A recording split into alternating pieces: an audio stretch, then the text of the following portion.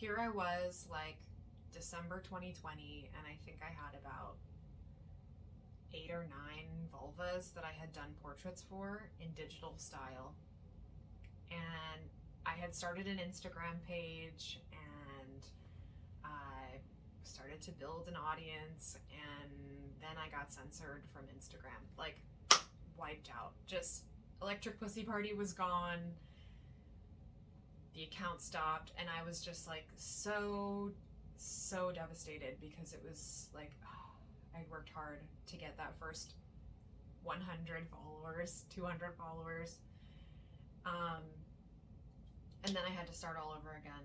And it wasn't like I was posting anything that was porn or like offensive. I was literally creating beautiful art that was somewhat abstract, but so powerful. And it kept hitting people, but not through Instagram.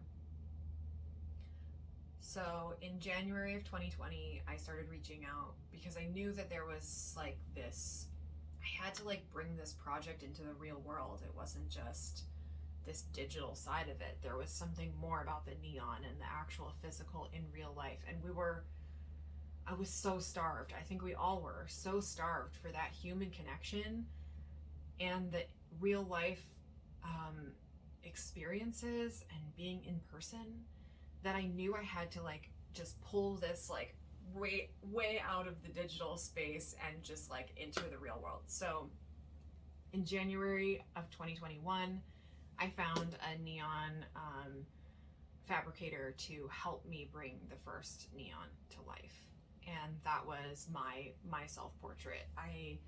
So we started talking. I found Howie Cohen from Just Neon Sign Company up in Utica, New York, and we started talking, and he was wonderful. He was a health teacher for years before he did neon, and so we started talking about size and how big we wanted this vulva to be and how we could do this and all of the things that went along with it. So then we got it into production, and we were officially creating a 4-foot tall neon vulva.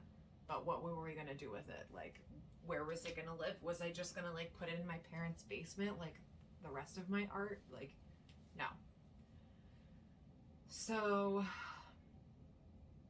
still battling Instagram censorship at the time, I really started to reach out to people and just see if there was a place that I could put it or store it or like show it so that people could see it.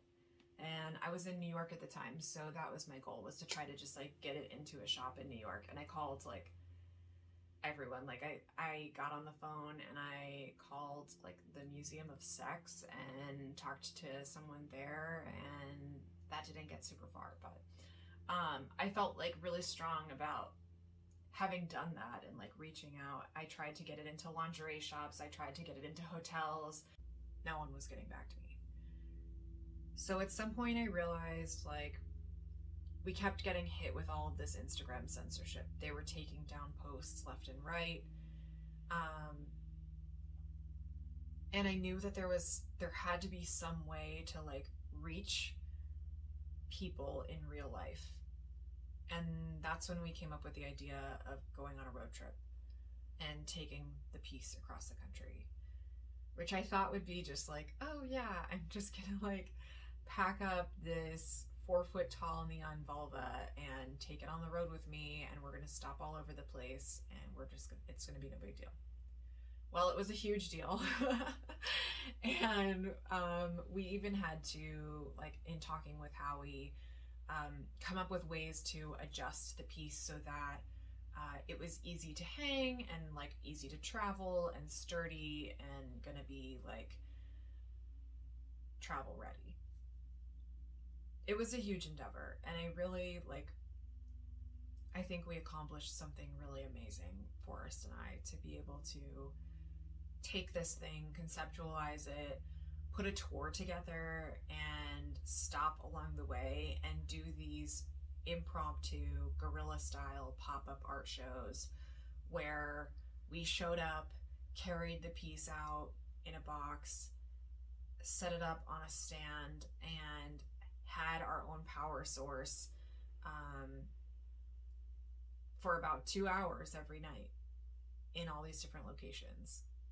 It was incredible. I'm still like in shock looking back about it, for what we accomplished with that. And just that first night of like taking it out in Washington Square Park in New York City was just electric. It was like the energy was insane. People were wonderful, and I was just so shocked at how open people were with me. They came up to me, asked me questions, like we got into really amazing conversations.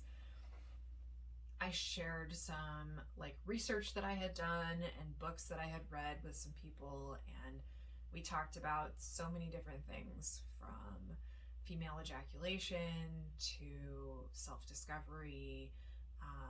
We even met a self-proclaimed Nazi that night, which was its own interesting bag of tricks, and I was not expecting that, especially in New York City. However, it made the night very memorable, and as a first show and a first night, it was just incredible. We even had a giveaway that night, which we did a few across the tour, which was sponsored by Babeland. Thank you so much, Babeland. That really made like such an aspect to the presentation, and for there to be like a giveaway that was centered around like power and pleasure and like giving away vibrators, it was just really fun and people loved it. So we did the thing. We set it up in all these different places. We took it to Washington Square Park. We took it to Asbury Park and set it up right on the beach, like on the boardwalk, with the water in the background. We set it up in Washington, D.C. We set it up in Philly at Love Park. And that every night was such a different conversation. It's crazy to think back about this tour, because each night of that tour was such a different conversation with people like from all over the place. Like the conversation in New York was so different from the conversation in Nashville, which was different from the conversation in Joshua Tree and outside of Vegas at the Seven Magic Mountains and in California. And it was just it was such an amazing, like incredible experience to meet so many people who were just so open to it and who got it, who totally understood what I was doing and why I was out there and why I had this 4-foot tall neon vulva. I mean, there were a whole bunch of people who had no idea what was going on too, but for the people who got it and like came up to me and talked to me, and the people who I talk to now, like even months later, who I've stayed connected with from that tour, are just like, it proves to me that there's something here and there's something to explore in this. And I don't want to come from a place of knowing it all, because I don't. I'm a certified idiot when it comes to this. Like, I'm literally just learning myself. But I feel that if I can learn and share with you what I learn, then it's beneficial for everyone. And so that's my goal with this project, is to be able to learn and share and build a community of people who are not afraid to talk about these things, who are not afraid to talk about sex and pleasure and the benefits that it brings us and like the power that it brings us, and who are all open about being sexually active people and like sexual beings, and feel open with like exploring kinks and exploring, you know, things outside of the norm.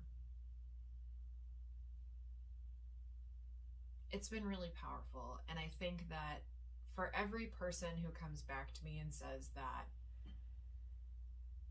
the neon portrait for them has really changed how they feel, or it like really represents who they want to be and how they feel about their own self and their sexuality and their personality, those people have also changed me. Like, for every person that says that, there's probably like 2 people who have changed my life in this. Like, every person who I create a portrait for tells me something new, and like I learn from them and they share their stories and I share mine, and it's just beautiful. And it's the information sharing, it's the experience, it's the stuff that we could never learn in the textbooks in health class that really push this project forward and really make me feel like I want to keep going with this. And it was that realization that that pink light, every time we turned on the vulva in a different place, it created that space, that safety bubble, that space for people to like genuinely ask questions. And maybe we don't know all the answers, but we can get somewhere together and we can figure it out together. And that is what really made me fall in love with this. I never expected when I did my first drawing and like digital painting of my vulva in neon that I would be sitting here 2 years later with a collection of 22 of them, and people from all over the world who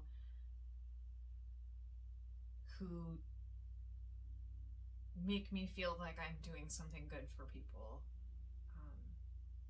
It's given me so much purpose and amazing feelings of being able to like inspire people, to inspire women, inspire men, inspire trans people, inspire anybody to explore themselves sexually and understand their own sexuality and realize that like to be human is also to be sexual.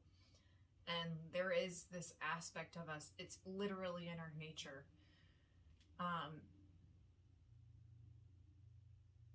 But I feel the purpose is growing, and I know that this has like this project is so